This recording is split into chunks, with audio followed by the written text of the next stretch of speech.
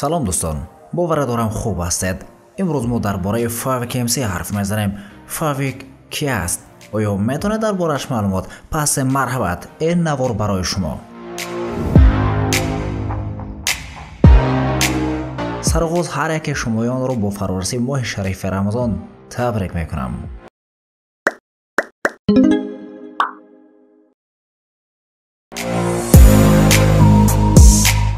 فریدون سفاروف با نام فاویک در شبکه‌های اجتماعی همچون بلاگر حجوی مشهور است. فریدون 3 نوامبر سال 1999 در ناحیه رودکی چشم به عالم هستی کشیده است. او مکتب 52 همین ناحیه را ختم کرده امروز 23 سال دارد. سبب بلاگر شدنش را در شوق و هوس داشتنش میداند و میگوید که او به تقدیر باور داشت و میدانست که یک روز او را مردم میشناسند و امروز به مقصدش رسید.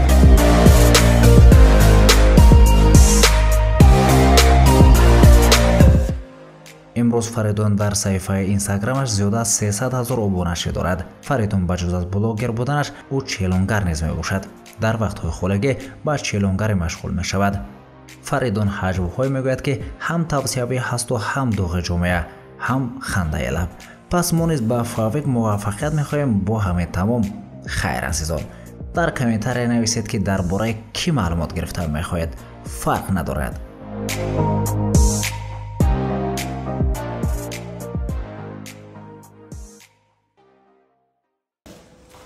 ایگل برای شما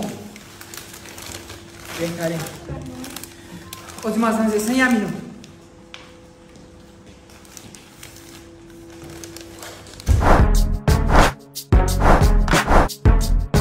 گجوشیدی امراتون سومی گلا کیمتا نمیدونم از به فکر میاید ما گنده سراسیم و امده با ایو بگیرین داشته باشین بتین گذراندم گذشت او هزار آمد گذشت عباد باشین موزونه 300 سومون نصیبه 450 مهرانه 270 سومون ای صبرینه نداد سوم دودوای که اوجا پانیکه برداشت گلا گرفتیم آمدم با خیره بگی اگه نه نیلوفر دا بنویسیش نیلوفر پگه ساعتهای 7-20 قطی اوای ملاقات فهمیدی؟ تمام انا مدام یک زرونیمش تمام این نرخت